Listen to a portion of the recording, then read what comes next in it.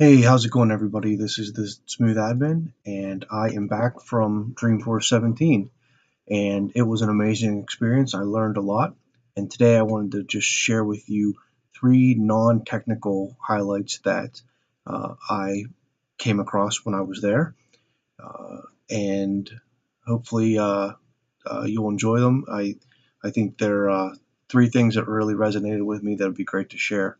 So, highlight one: equality matters. So Salesforce is a leader in promoting equality. If you go around the Dreamforce campus, you can see that. If you hear any of the leadership speak, you there's a lot of evidence of that.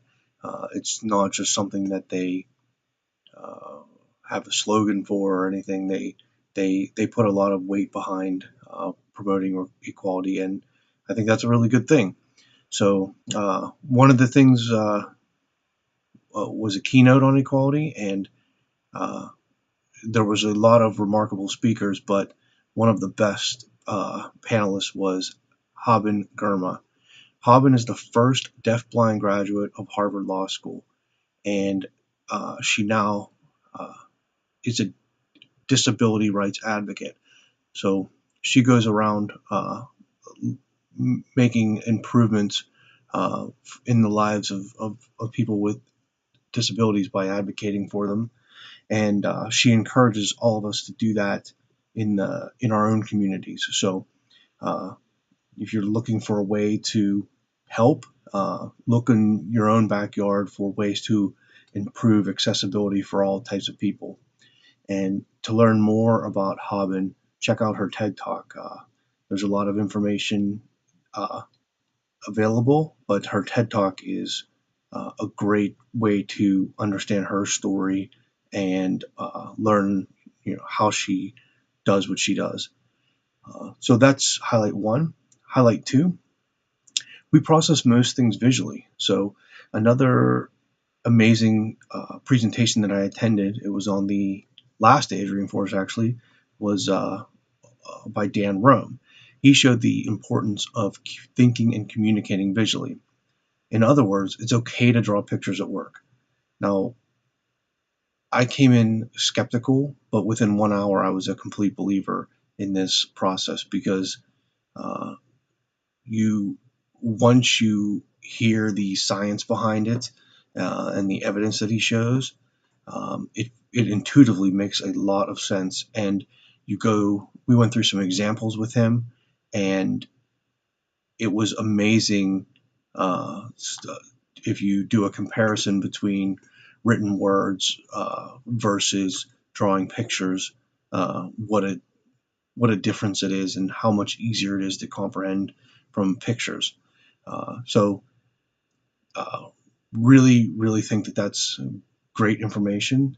Dan has a quote that says, "Whoever draws the best picture wins," and I do believe that now. So it's kind of like a superpower if you know how to do this, and most people don't. So I would encourage you to go to danrome.com to learn more about him. It's definitely an amazing experience that we had with him, and I highly recommend you check it out. And then the last highlight, I'm calling "Grade Yourself Twice." So Adam Grant was at one of the keynotes. If you've never heard of him, he's a New York Times author, best-selling author, and he's also a professor at the Wharton School of Business. He wrote a book called Give and Take, and also he co-wrote Option B with Sheryl Sandberg. So Give and Take is all about uh, being a giver or being a taker or being somewhere in between, and the differences between the two, and um, uh, basically uh, how the behaviors of givers and takers affect you, and uh, how to have the right strategy for handling this. But two things that he said that really resonated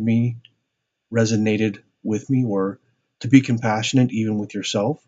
So uh, a lot of times we know that it's important to be compassionate with others, but uh, we don't always think, oh yeah, I need to be compassionate with myself as well.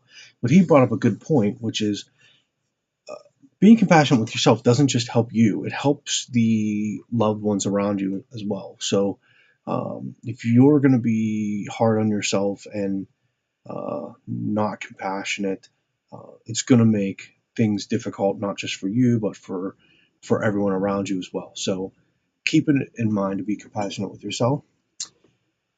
And then finally, one of the best things I liked that he said was grade yourself twice. And the context he was saying that in was so uh, we get criticism sometimes for things, and uh, we have a choice of how we react to that criticism. So uh, let's say that you turn a project into your boss, and uh, your boss gave you some constructive criticism on things to improve on it. You could you could have a range of responses from completely blowing up on your boss and saying things that you might regret, or calmly taking in the information and processing it and being careful about how you react to it. So uh, so that really I understand this concept and I've heard it, but I never heard of that analogy of grading yourself twice. I really like it. I think it's a clever way of trying to remember that uh, how you react to it is a big part of how the situation is going to go down. It reminds me. It's it seems to relate to uh, Daniel Goleman's emotional intelligence book, because it talks about how uh, EQ can be a lot more important than IQ. So uh, even if you're the smartest person, how you're reacting, or even if you're not the smartest person, um, how you're communicating and relating with others could be a bigger indicator of success than IQ. So, and it also reminds me of an example that I believe came from Buddha, where he says that uh, the first arrow will wound you, uh, but the second arrow will kill you. So if you that analogy could for this situation would be like, if you receive criticism, okay, that's the first arrow, but don't keep piling the second, third, and fourth arrow on by making the situation more difficult by giving yourself more problems. So uh, I think the grade yourself twice is a great thing to keep in mind, so that you can always be careful about how you're going to react to something, knowing that you're going to have to give yourself a grade on it. So, uh, thank you very much. Those are my three highlights that I wanted to go over. I hope you enjoyed this. Leave me some feedback if you would like, and I will be back soon with some more highlights from Dreamforce and some more demos in Lightning. So, thank you and take care.